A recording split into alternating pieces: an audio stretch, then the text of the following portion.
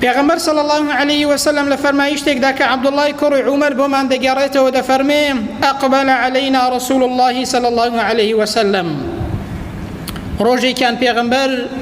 ڕووی تێکردین و فەرمووی یا مەعشەڕ المهاجرین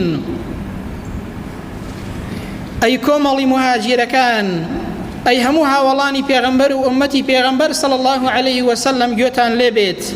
خەمس إذا ابتليتم بهن وأعوذ بالله أن تدركوهن پێغەمبەر فەرمووی پێنج شت هەیە هەر کۆمەڵگەیەک تێیدا پەیدا بن پێوە مبتەلا و تاقی بکرێتەوە لە نێویاندا هەبن ئەو پێنجە پێغەمبەر صلی الله علیه وسلم دوعای کردووە کە هەر کۆمەڵگەیەک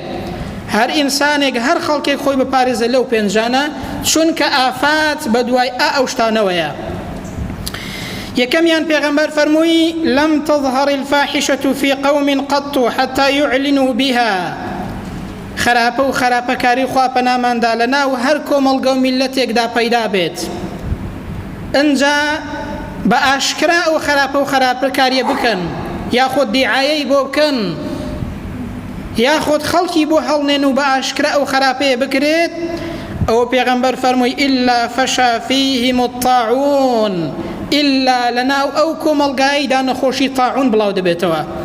ئەو نەخۆشی کە خەڵک بە کۆمەڵ دەکوژێت و نازانی چیشە ئەوە هۆکارەکەی پێغەمبەر صلی الله عليه وسلم دەستنیشانی کردووە.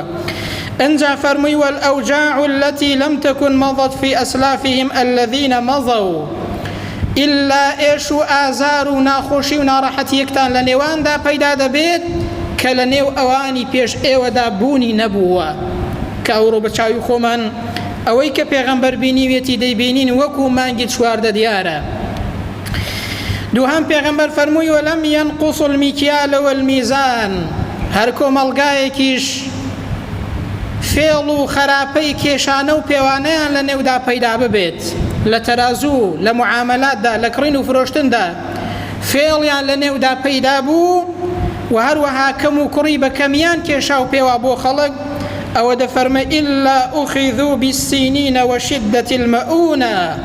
إلا ئەو کۆمەڵگایە بە ساڵانێکی گرانی تاقی دەکرێنەوە بە نەبوونی ڕزق و ڕۆزی تاقی دەکرێنەوە وجور السلطان عليهم ئەو کۆمەڵگایە بەوە تاقی دەکرێنەوە کە کار بەدەستی زاڵم و ستەمکاریان لەسەر دەبێتە کار بەدەست. ئەوە یەکێکە لە هۆکارەکان کە پێغەمبەر صلی الله عليه وسلم جوانی فەرمووە. سێهەم پێغەمبەر فەرمووی وەلەم يمنعوا زەکاتە ئەموالهم هەر کۆمەڵگایەک زەکات نەدەن بە چاکی یاخود بە ڕەحابەتی دڵ زەکات نەدەن پێیان وابێ کە ئەوە لێیان دەسەندرێت و لێیان زەوت دەکرێت کە ئەو ماڵی دەدەنە زەکاتێ پێغەمبەر فەرمووی إلا منعوا القطر من السماء إلا باران لە ئاسمانێوە ڕاگیر دەبێت و بارانیان بۆ نابارێت و فەرمووی ئەگەر تەنانەت حەیوانات نەبێت ئەوە خوای گەورە بارانیان هەر بۆ نابارێنیت. ئەو کۆمەڵگە و ئەو خەڵکانەی کە بە حەق زەکات نادەن و زەکاتەکەیان ڕاگیر دەکەن. ئینسان وەختێک کە ماڵ و سامانی هەبوو دەبێت سوپاسی خوای گەورە بکا کە لەو کەسانەیە زەکاتێ دەدات. ئەگەر زەکاتت هەیە کەواتە ماڵت هەیە بۆیە زەکاتێ دەدەی. وەکو دەگەڕنەوە پیاوێک ماڵی ئەوەندە زۆر بوو 40 دەفتەر زەکاتی هەبوو دوای ئەوەی کە حیسابی کردو لەبەر چاوانی گەلە زۆر بوو گوتی یعنی ئەو هەموو پارەی هەمووی بدەمە زەکاتێ 40 دەفتەر وەرە بەخوا زۆرە تێکەڵی کەنەوە بەخوا نایدەم.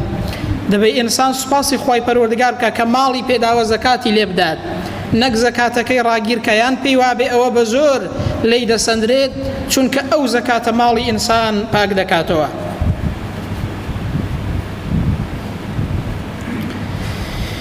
چوارم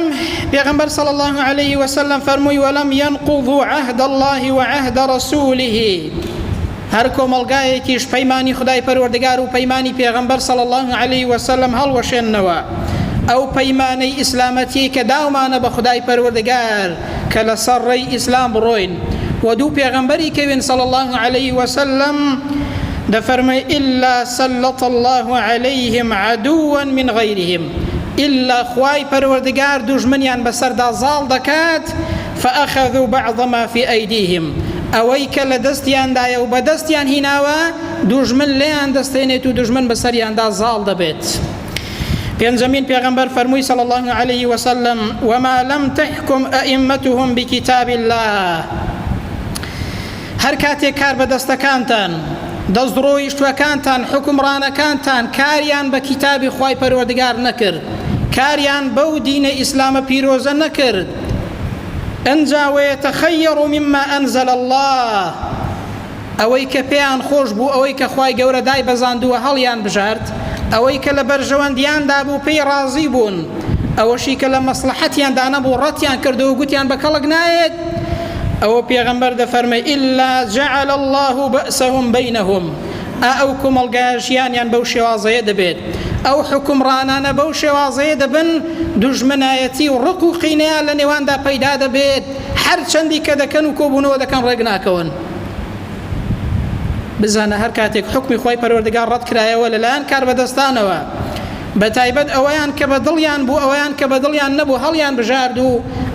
ئەوەی بەدڵیان بوو هەڵیان بژارد و ئەوەی بەدڵیان نەبوو ڕەتیان کردەوە بزانە ئەو کۆمەڵگایە و ئەو خەڵکە جۆرێک لە دوژمنایەتی لە نێواندا پەیدا دەبێت